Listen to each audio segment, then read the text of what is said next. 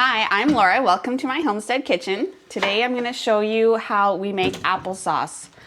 The other day we went out and picked 25 gallons of apples, just wild apples that were growing on a tree. Red one? Yeah, some of them are red, most of them are green, but man, these apples are good.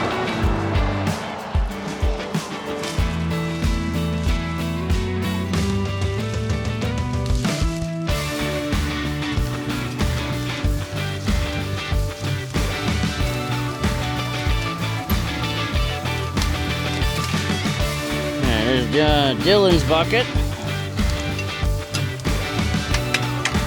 Oh, okay.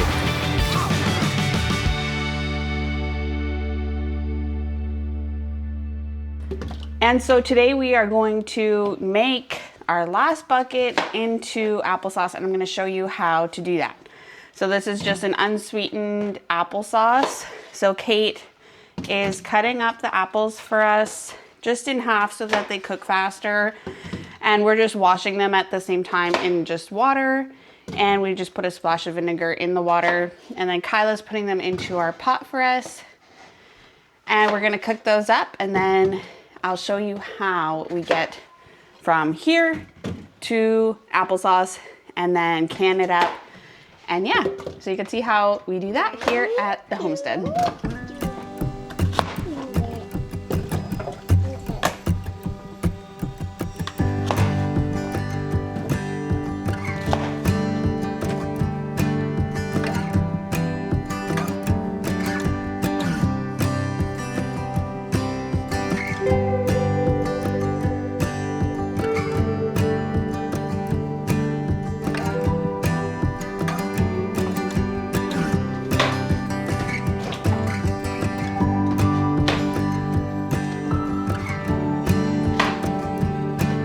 Okay, so Alicia got all of these put into our pot here. So we're just gonna fill it with water. We don't wanna cover the apples and have our applesauce be too watery. Getting splashed? So we're just gonna put enough water so that we can just start to see the water in between those apples. And then we're gonna put it on the stove to boil. Okay, so you can just start to see that water there.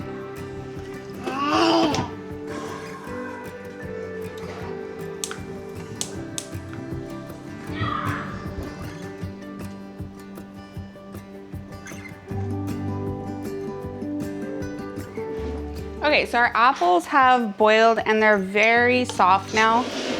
So we're gonna use this slotted spoon and scoop them out of the hot water and into our applesauce maker. So this is it's literally called Johnny Applesauce Maker. So you just put it together.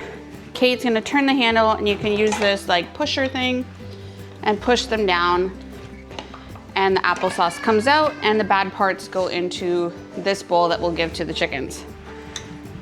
So you could use more of this water if you want a runnier applesauce. Everyone in my house likes it pretty thick. So we will try to just strain out a lot of that water.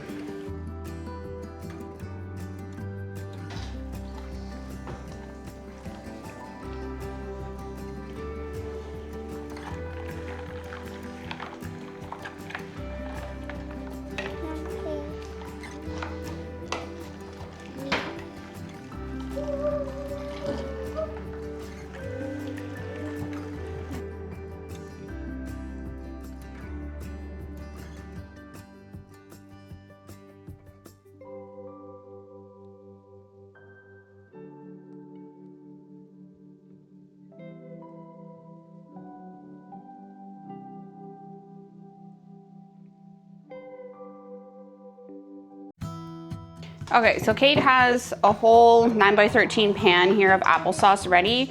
So I'm just gonna stir it so that the thicker part gets mixed in with the more juicy parts. Try to make it more consistent. Then I'm gonna use my canning funnel, put it in this wide mouth jar, and we're just gonna fill it up. So this is literally all it is apples. We are not adding anything to the applesauce. The apples are very sweet. And so like my kids will eat it just like this. It's good.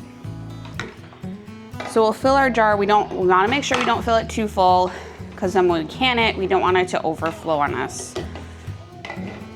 Because it's quite thick, we leave it down quite a ways. Yeah, so we're just gonna get all of these jars filled with whatever applesauce we have from our pot. And then I'll show you how to can it. Okay, so we got a total of 7 quarts of this applesauce. So we're gonna put our lids on. I really like these 4 jars lids that I get in bulk because they're a lot cheaper. So make sure your rim is clean. Put your lid on, tighten your ring, just finger tight. And then I'm gonna put these in my canner. So I'm gonna can these in my pressure canner at 5 pounds pressure for 10 minutes. And then they're done, so that's pretty fast. If you are just water bath canning, that's great too. So you can just water bath can for 20 minutes for a quart.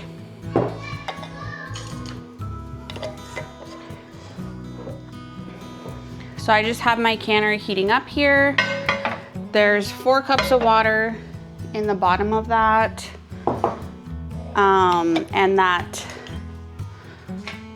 the spacer thing is in the bottom, my 4 cups of water, and then my jars are going on top of that. So all 7 of my jars are in there. So we're gonna put my big old lid on here. So I have an arrow here and there's like this little indent. So you match those up. And then make sure your lid is level. If it's not, the steam will escape and won't be sealed properly. This is an all-American pressure canner. Definitely recommend. I love this thing. It has no rubber gasket, so it lasts for years and years and years. Okay, so then once your lid is level, you just tighten all of these knobs. I go like this one and then the one across from it to make sure I don't get it out of level when I'm tightening those.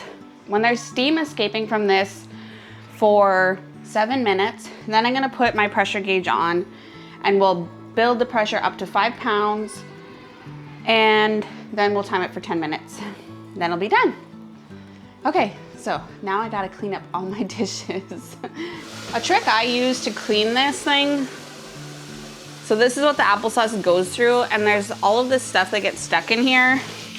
So I use this bottle brush and just put that in there, and it works on getting all of that stuff out of those tiny holes. That's what I find works best for cleaning this thing.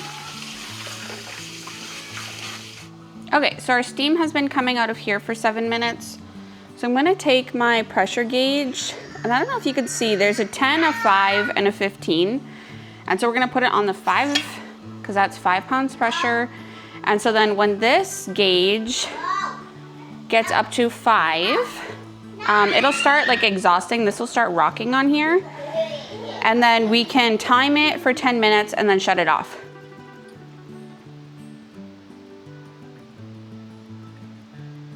Okay guys, so this went to 5 pounds pressure and then was there for 10 minutes and then I shut it off and it's gone down to 0 and cooled off now. So I'm just gonna take my applesauce out and show you what it looks like after getting canned.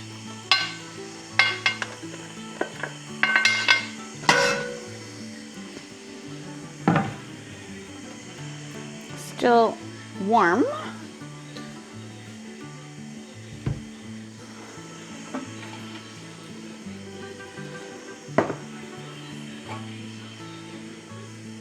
So tomorrow when these are all cooled off, I'll take the rings off, make sure everything's sealed properly, and then I can store it in the pantry for winter. So I hope you liked this video and learned something new, and we'll catch you again next time.